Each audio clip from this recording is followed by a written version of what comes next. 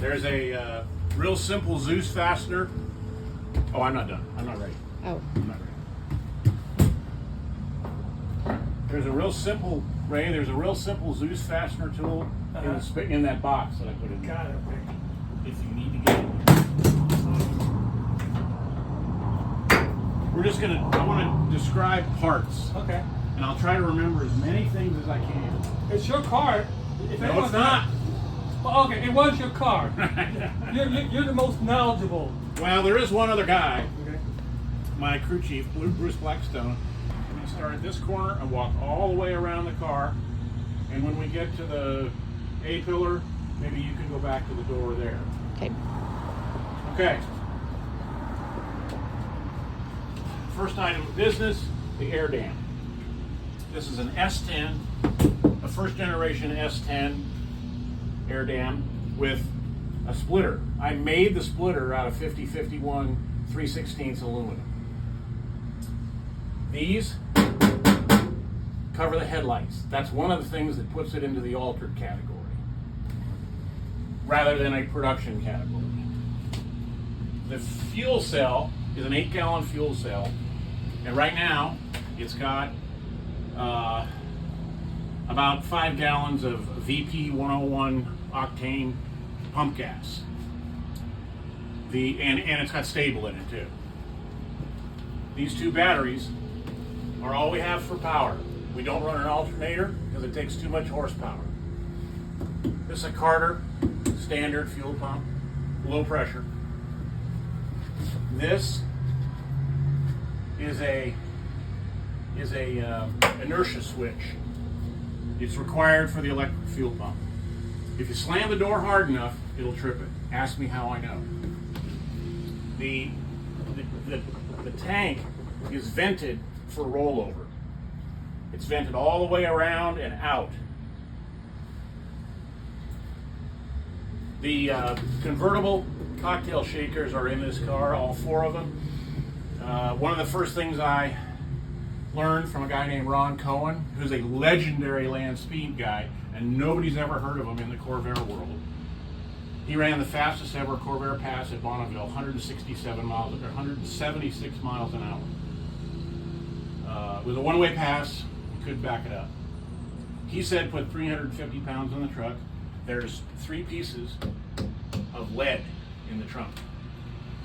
600 pounds of lead in the car. It keeps it on the ground and helps traction. I'll meet you over there. Okay, we have fire bottles. These are not nitrous, they are fire bottles. One for the driver and one for the engine. This is a neat little feature that makes it a lot easier to get in and out of the car. There is a spare pin in the spare box. You can see our air conditioner right there. That's a trucker fan. The lead, more lead down here. The ice chest has ice water in it, and that's for the intercooler. That gauge, that temperature gauge, it's about 75 degrees, 35 degrees going into the intercooler, and it comes back at about 125. So it's definitely absorbing heat. This is my designation. 3210 is my number. That's a family number. My family, that number's been in my family since the late 40s. I'm not going to tell you what it's for. F, 3 to 4 liter. B, blown. There's no distinction between turbos and superchargers. They're blown. Gas, gasoline, not fuel, not methanol, not nitro, not gasoline. And it has to be non-oxygenated.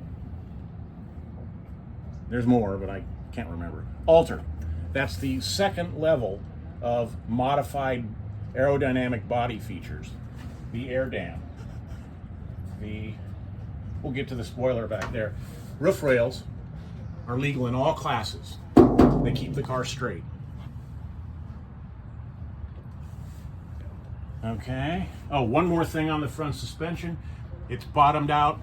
The coils are cut enough to bottom it completely out. It doesn't articulate. Okay. The rear window is Lexan. I did that because they wanted double safety film inside and out, and it was just going to be a bear to put the safety film on the inside. It's almost impossible to get back there. You can probably see another swing out, another small swing out in the cage. Speaking of the cage, it's a Jegster 6-point kit that fits a 67 Camaro. They fit Corvairs pretty darn good. This is a spoiler. It spoils. It pushes down. These are spill plates. They're basically like rudders. They keep the car straight. This doesn't really give any downforce because it's parallel to the ground. This was basically, I installed this basically for safety because it lengthens the wheelbase aerodynamically. I could explain that, but it should be pretty much self-explanatory. The only real spoil is from the gurney strip. Dan Gurney's idea. He made them in the 60s at Indianapolis. You could take it out and put another bigger one in 5 minutes. The spoiler is strutted for strength. This is a Stinger. We push off with a push truck and then launch in second gear about 50, 70 feet out. Parachute. It's a drag chute. DJ safety. I'm a DJ guy. Joe's a sidewinder. I'm a sidewinder. That's a land speed club. Okay. Another cocktail shaker. Two crankcase vents coming off the valve covers. All the 12-12 is crankcase vent. Summit conical air cleaner. This is a Spectrum product. Holly 500 that's hogged out, no chokes, no interference. It's got 95 jets in it right now, which is huge. But the only thing we care about is wide open throttle at 7,000 RPM. This thing ran at 7,000 RPM all day long. Ray J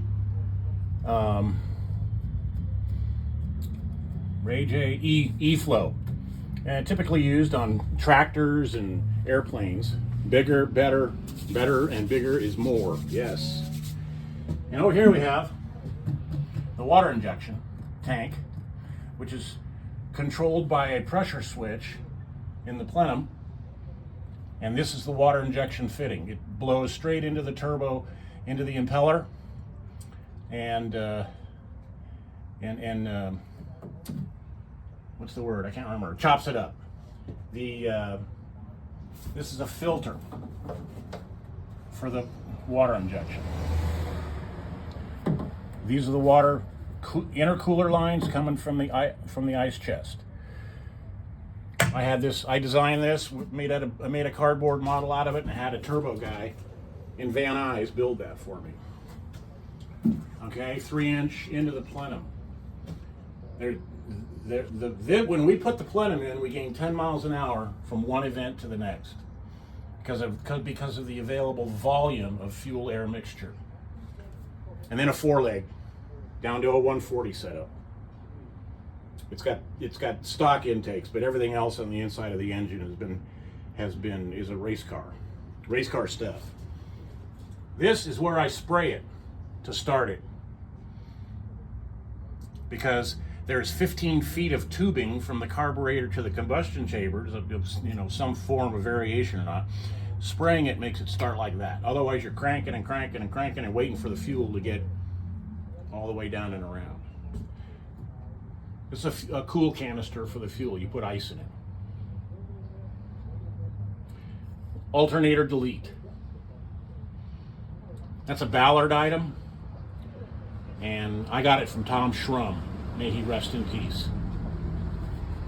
These are struts for the parachute. They're attached to the cradle. The cradle goes all the way under to the front crossmember for the trans. The SCTA believes that if you have an aluminum bell housing, your engine is going to fall out. We've heard that before. So they make us put a cradle. They chain it, cradle it, something. The tires, which are now covered by Ray's ingenious plan, are Mickey Thompson front drag tires. They're supposedly rated to 250 miles an hour, but they won't tell you that. They run, normally we run 60 pounds of nitrogen. They only have regular compressed air in them now. 4-inch wide, 4x15 wheels. The first original temporary spares. Those are what the wheels are. They're fully welded. They have half 20 studs with 1-inch lugs. You need a 1-inch socket to take the lug nuts off. Let's go around to the driver. Rear suspension, I managed to get past that, is solid with steel struts. No articulation in the rear suspension, and the front suspension is slammed so low that the car won't do this on the track, which is what they do when they get up to about 150 miles an hour. Our best speed was 148.253. The planets only aligned on one day at El Mirage. I campaigned this thing for 12 years. One time, we went fast. Central Coast Corsa, baby, yeah! 2025 National Corsa National Convention. See you there in California, Santa Maria, California. Window tabs. Keep the windows from popping out when you crash. Okay, this is a head restraint. It has to extend all the way out forward of the helmet on both sides.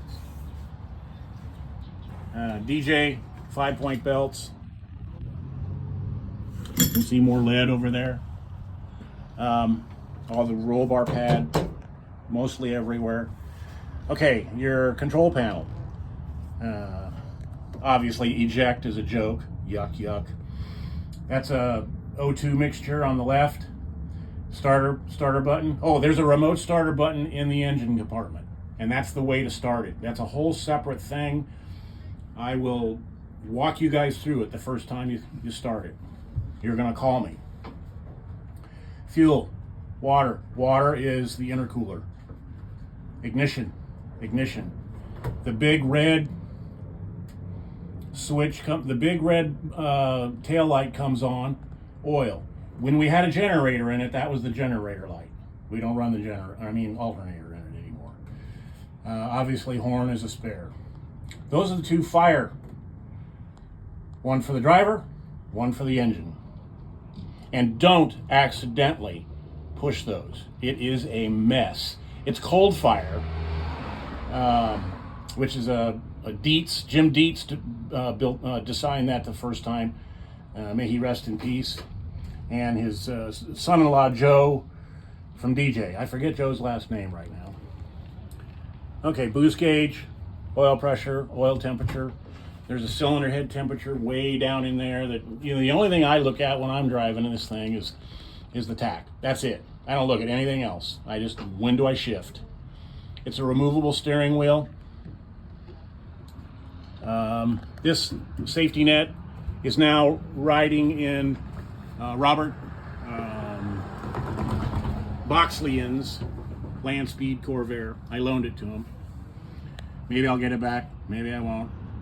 The window net, it's a full door net. The full door. It's always in the way. It's just a big pain in the neck. And you guys don't need it anyway. Unless you go racing. And I will say that if you go racing, you need to call me. Because there's more about this car than I can ever tell you right now. And the only other person that knows everything about the car is my former crew chief, Bruce Blackstone. And let's see. I think that's it. Thank you.